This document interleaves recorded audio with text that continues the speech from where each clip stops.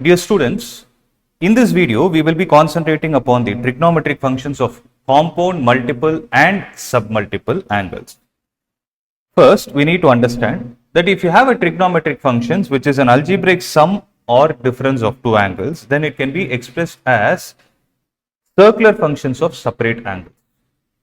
So, for example, sine of a plus b, this a plus b is called as a compound angle. So, the sine of this compound angle is given as sine a cos b plus cos a sine b. The next is sine of a minus b, that is sine a cos b minus cos a sine b. Similarly, cos of a plus b is given as cos a cos b minus sine a sine b, and cos of a minus b is given as cos a cos b plus sine a sine b. So these are the four basic formulae that we need to remember to manipulate and bring the expression for any other trigonometric identity or trigonometric angles. Let's see how to proceed. So from all these four formulae, now let's try to derive what is going to be the value of tan of a plus b. So tan of a plus b can be written in terms of sine and cos as sine of a plus b divided by cos of a plus b. But sine of a plus b, we know it is sine a cos b plus cos a sine b, the whole divided by cos of a minus a plus b is going to be cos a cos b minus sine a sine b. Now my job is to express tan of a plus b in terms of sum of tan and difference of tan. So for that, what I am going to do is, since I observe the right side expression, when I observe the right side expression, everything is written in terms of sine and cos. So if I need to convert sine or cos into tan, then what I need to do is I need to multiply and divide it with cos.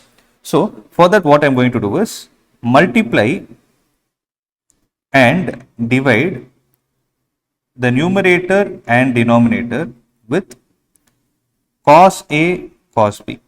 When I do this, observe the expression I am going to get. So it is sine a cos b, the whole divided by cos a cos b, plus cos a sine b, the divided by cos a cos b.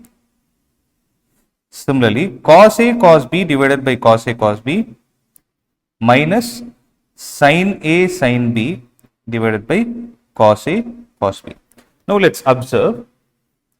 Cos b and cos b will get cancelled. Similarly, cos a and cos a will get cancelled. So in the denominator, cos a cos b and cos a cos b will get cancelled. Here, sin a divided by cos a is going to give us a tan a, and sin b divided by cos b is going to give us a tan b. So if I write the expression for this, then I will get it as tan a plus tan b, the whole divided by 1 minus tan a into tan b. So this is the required expression for tan of a plus b. Similarly, we can write tan of a minus b is equal to tan a minus tan b divided by 1 plus tan a tan b. If you ask me how we got it, replace b with minus b in expression number 1. When you do this, you will get the desired result. Okay. Similarly, let us concentrate on cot of a plus b and cot of a minus b. So cot of a plus b can be written as cos of a plus b divided by sine of a plus b. We know that cos of a plus b is cos a cos b minus sine a sine b divided by sine of a plus b can be written as sine a cos b plus cos a sine b, right? So having all these terms in mind, we will be dividing the numerator and denominator with sine a sine b. It is just the reverse of what we did with respect to tan, because here we are expecting the answer to be in terms of cot.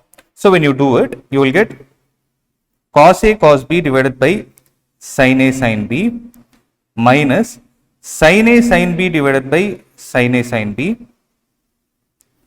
the whole divided by sin a cos b divided by sin a sin b plus cos a sin b divided by sin a sin b. So if you observe here,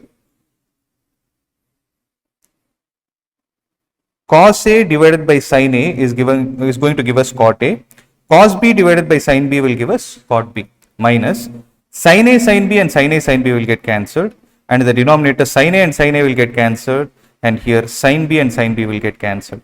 Hence, if you write the final expression, it will be cot A into cot B minus 1 the whole divided by cot B plus cot A. So, this is going to be the final expression for cot of A plus B.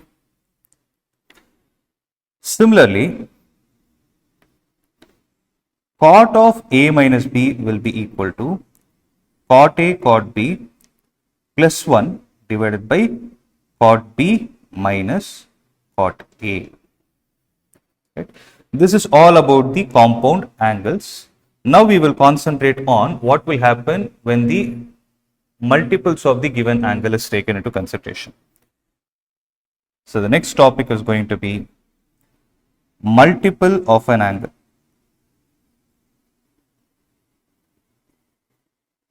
So in that, the first part that we are going to see is sin 2a.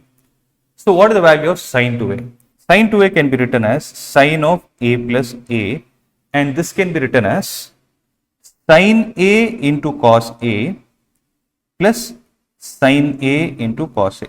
Here, if you observe what I did, if I take this as a and this as b, the formula for sin of a plus b is sin a cos b plus cos a sin b. So in this case, both are a's. So I wrote it as sin a into cos a into plus sin a into cos a. So this will give us 2 times sin a into cos a.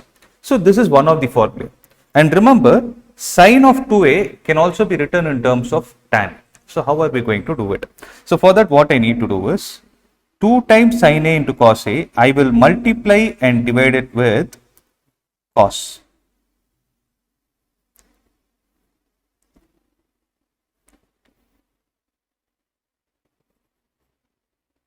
So when I multiply and divide it with cos, I will get 2 times sin a into cos a into cos a divided by cos a. So this will give me 2 times sin a divided by cos a into cos a is going to give me cos square a. So sin a by cos a can be written as tan a. So 2 times tan a, and cos square a can be written as 1 divided by secant square a. So this will be 2 times tan a divided by secant square a can be written as 1 plus tan square a. So remember, sin 2a can either be written as 2 sin a cos a or 2 tan a divided by 1 plus tan square a. Similarly, we will see what is cos 2a. So cos 2a is nothing but cos of a plus a, and we know the formula for cos of a plus b. It is cos a cos b minus sin a sin b. So this is going to give me cos a into cos a minus sin a into sin a. So when I do this, I will get cos square a minus sin square a. So this is one of the formulae for cos 2a. But remember, cos square a can be written as 1 minus sin square a. So when I write it as 1 minus sin square a, leaving the other sin square a as it is, then I will get 1 minus 2 sin square a, right? Or cos square a minus, remember sin square a can be written as 1 minus cos square a. So I will write this as 1 minus cos square a. So this will give us cos square a minus 1 plus cos square a. So this is equal to 2 times cos square a minus 1. So there are 3 formulae for cos 2a alone. That is, you can either write it as cos square a minus sin square a, or you can write it as 1 minus 2 sin square a, or you can write it as 2 cos square a minus 1. Similarly, the way we wrote sin 2a in terms of tan, cos 2a can also be written in terms of tan. Let's see how we can do it. So cos 2a is nothing but cos square a minus sin square a, right? So wherever I have sin square, if I need a cos square, if I need a tan square, the logic is multiply and divide it with cos square. So if I multiply and divide the numerator with cos square, then cos square a into cos square a minus sin square a, the whole divided by cos square a, right? So when I do this, I can write it as cos square a into cos square a by cos square a is 1 minus sin square a by cos square a is tan square a, and cos square a can be written as 1 by secant square a, and this is going to give me 1 minus tan square a divided by 1 plus tan square a. So the conclusion here is cos 2a is either equal to cos square a minus sin square a, or this is equal to 2 cos square a minus 1, or this is equal to 1 minus 2 sin square a, or this is also equal to 1 minus tan square a divided by 1 plus tan square a. So based on the same logic, let's try to derive the expression for tan 2a as well. So tan 2a can be written as tan a, tan of a plus a, right? This is going to be tan a plus tan b, that is a, divided by 1 minus tan a into tan b. So this is going to give us 2 tan a divided by 1 minus tan square a.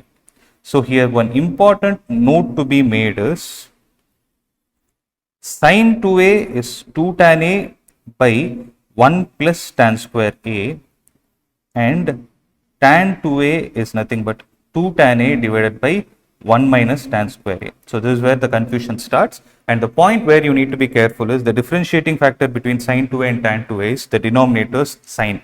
So here it is a plus sign,